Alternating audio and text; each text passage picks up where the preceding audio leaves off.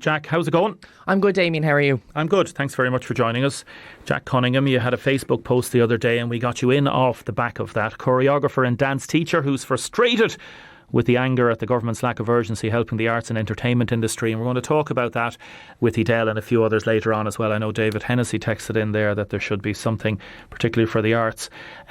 Firstly, on the golf gate, what do you think? As a young person now, I wouldn't have the most political views, but in the recent months, I've kind of put my head down and started learning up on it.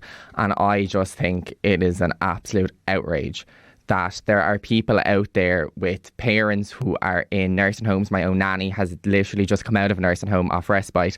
And I chose not to go into her for 6 weeks because I said, no, it's too dangerous. I don't want to put her at risk, the staff at risk, other people there and other families there. And for these 81 people to just go and just disrespect us all, disrespect their own families, if any of them have parents in nursing homes, they have completely disrespected them, completely disrespected our frontline. And I just think it is an outrage. And for them to resign, that would be the smallest thing they could do. There needs to be so much more happen to every single one of them. You have been choreographing and doing lots of things. There's so much in the arts and entertainment business that is just other things cancelled at the weekend. Yeah. We've heard of things. What's your own situation? So I am a local theatre practitioner, so I would be involved with my own stage school, Soul Dance Arts, and I run my own production company as well as going on the stage as well. So this year, I personally was involved with 6 different productions, which is quite a lot for anyone in the arts. And when the pandemic first hit, I was in the middle of rehearsing my first production and about to start my second production with my kids. And we said, right, if we let those two go, hopefully the end of the year we'll see something better. So 2 weeks ago, we should have hit the stage with our Mamma Mia concert. That was gone. In 2 weeks, we should have been hitting Garter Lane with our annual full-scale musical. That's gone. In November, we had a Christmas musical theatre concert. That's gone. And then at Christmas again, our stage school production. That's gone. So I have nothing.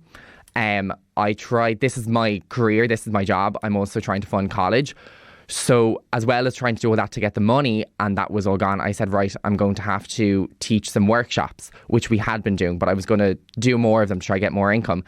And yesterday I was due to be teaching a 5-hour workshop, and I had quite a few signed up for it. And then Tuesday at about 5:30, the government just came out and said, sorry, 6 people indoors, and never clarified who, what, where, when. There has been numerous campaigns by practitioners in Dublin set up campaigning for the arts, creative companies for children. And we have heard nothing. We've been told yes on Twitter, then no on Twitter, all dealt with through Twitter. And it's just ridiculous. I mean, there was something came out then on Friday night that we can carry on in pods of 6.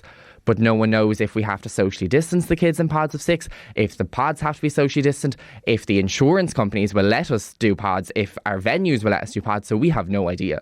So ultimately, I'm now unemployed for the next 4 weeks, due to start college in 4 weeks with no money. So, and trying to find accommodation in Dublin during a housing crisis as well is just the top of my...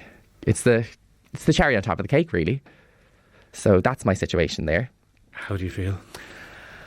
I'm let down mostly, and I'm hurt. As I said in my Facebook post, how am I and the many stage school directors, dance teachers, singing teachers, art teachers, how are we supposed to inspire the younger generation when the government believes we're a brick wall and is completely overlooking us?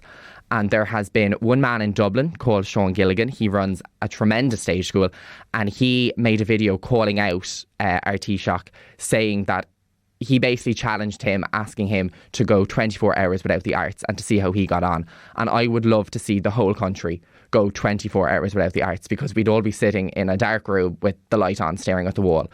I don't think the people are aware that when the pandemic first hit and when everyone was told work from home, I'd say half the people had their work laptop on their right and their iPad on their left with Netflix on. And Netflix, believe it or not, is art. TV, film, it's all art. So we are all being completely disregarded. And if it wasn't for the arts, I do believe during this pandemic, mental health and suicide rates would have hit the roof, and we kind of stepped in to save with our live streams, Wayne Brown and his live streams, Netflix, Amazon Prime, all RTE, all the film, the TV, radio, anything art form has just saved during this pandemic. Apart from the communication and the muddled messages and the complete and utter mess the government made of the announcement last week, what would you like to see done in particular? What specifically? Like if they clarified the pods thing and the workshops, you could get things going. We could definitely, like,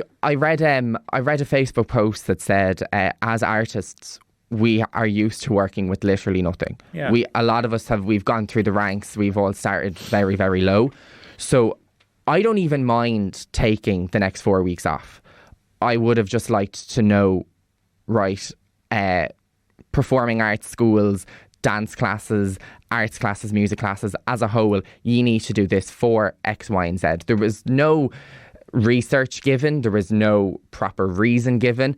I'm not asking for the rules to be changed. I don't want them to keep this 2 metre rule, please. It's the best thing we can do.